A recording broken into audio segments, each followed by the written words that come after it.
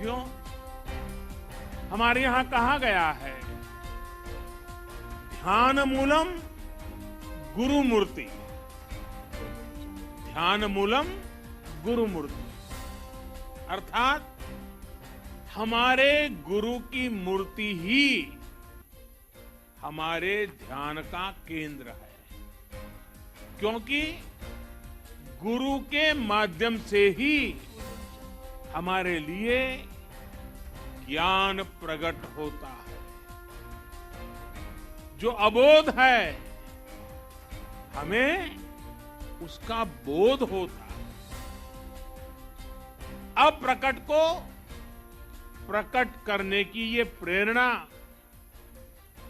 सूक्ष्म को भी साकार करने का ये संकल्प,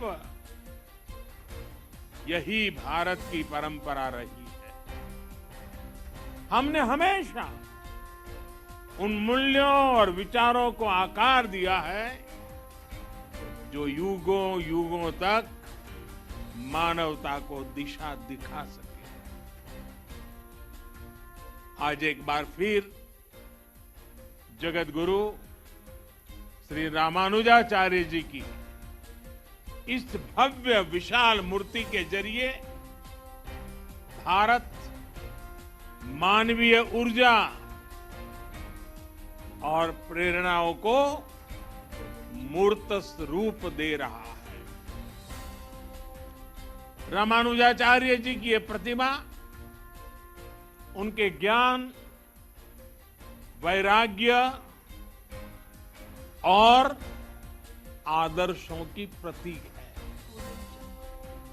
मुझे विश्वास है, ये प्रतिमा न केवल आने वाली पीढ़ियों को प्रेरणा देगी, बल्कि भारत की प्राचीन पहचान को भी मजबूत करेगी। मैं आप सभी को, सभी देशवासियों को और पूरे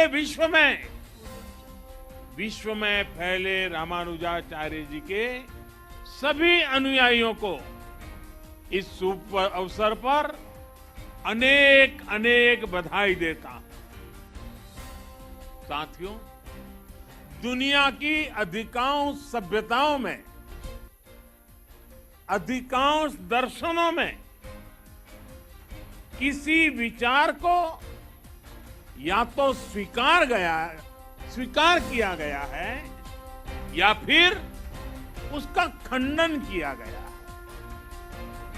लेकिन भारत एक ऐसा देश है जिसके मनीषियों ने ज्ञान को खंडन, मंडन, स्वीकृति, अस्वीकृति इससे ऊपर ही उठा करके देखा, स्वयं उससे ऊपर उठे, दिव्य दृष्टि से उस विवाद को देखा। हमारे यहां अद्वैत भी है और द्वैत भी है, और इन द्वैत अद्वैत को समाहित करते हुए श्री रामानुजाचार्य जी का विशिष्टाद्वैत भी हमारे लिए प्रेरणा है। रामानुजाचार्य जी के ज्ञान की एक अलग भव्यता है। साधारण दृष्टि से जो विचार परस्पर विरोधाभासी लगते हैं, रामानुजाचार्य जी उन्हें बड़ी सहजता से एक सूत्र में पिरो देते हैं। उनके ज्ञान से, उनकी व्याख्या से सामान्य मानवी भी उससे जुड़ जाता है। आप देखिए, एक और रामानुजाचार्य जी के भाष्यों में ज्ञान की पराकाष्ठा है, तो दूसरी ओर वे भक्ति मार्ग के जनक भी हैं। एक और वो समृद्ध संन्यास परंपरा के संत भी हैं, और दूसरी ओर गीता भाष्य में कर्म के महत्व को भी अत्यंत उत्तम रूप में प्रस्तुत करते हैं। वो खुद भी अपना पूरा जीवन कर्म के लिए समर्पित करते रहे। रामानुजाचार्य जी ने संस्कृत ग्रंथों की भी रचना की और तमिल भाषा को भी भक्ति मार्ग में उतना ही महत्व दिया। आज भी रामानुज परंपरा के मंदिरों में थिरुप्पावाई के पाठ के बिना शायद ही कोई अनुष्ठान पूरा होगा। साथियों, ये भी एक सुखद संयोग है।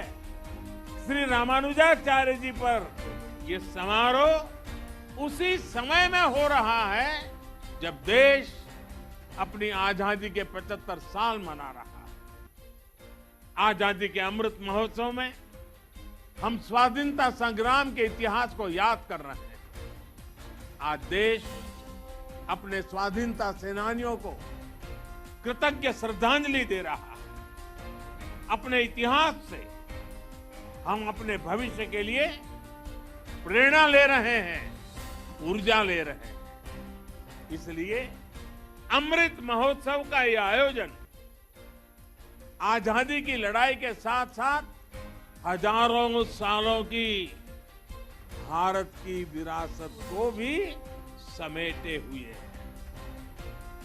हम जानते हैं भारत का स्वाधीनता संग्राम केवल अपनी सत्ता और अपने अधिकारों की लड़ाई पर नहीं था। इस लड़ाई में एक तरफ अपनी वैश्विक मानसिकता थी तो दूसरी तरफ जियो और जीने दो का विचार था। इसमें एक और ये नस्लीय श्रेष्ठता और भौतिकवाद का उन्माद था तो दूसरी ओर मानवता और अध्यात्म में आस्था थी। और इस लड़ाई में भारत विजयी हुआ, भारत की परंपरा विजयी हुई।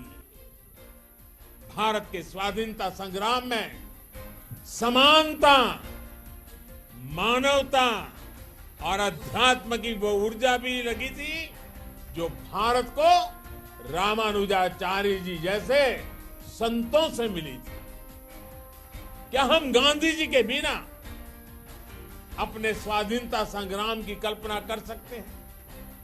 और क्या हम अहिंसा और सत्य जैसे आदर्शों के बिना गांधी जी की कल्पना कर सकते हैं?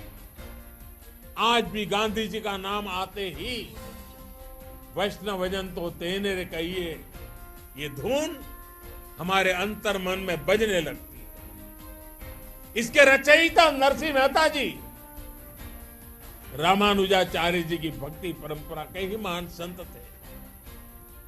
इसलिए हमारी आजादी की लड़ाई को जिस तरह हमारी आध्यात्मिक चेतना ऊर्जा दे रही थी, वही ऊर्जा आजादी के 75 साल में हमारे अमृत संकल्पों को भी मिलनी चाहिए। और आज जब मैं भाग्यनगर में हूं, हैदराबाद में हूं, तो सरदार पटेल जी का विशेष उल्लेख जरूर करूंगा। वैसे किशन रेड्डी जी ने अपने वक्तव्य में बड़ा विस्तार से उसके लिए कहा। भाग्यनगर का कौन ऐसा भाग्यशाली होगा,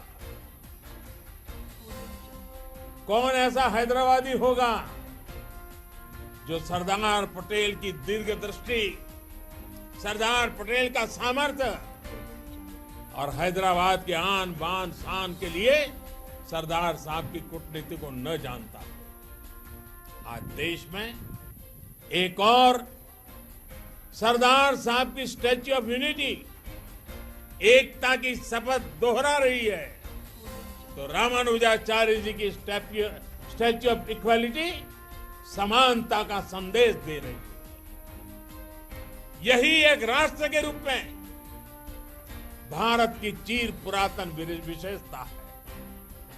हमारी एकता सत्ता या शक्ति की बुनियाद पर नहीं खड़ी होती। हमारी एकता समानता और समादर इस सूत्र से सृजित होती है।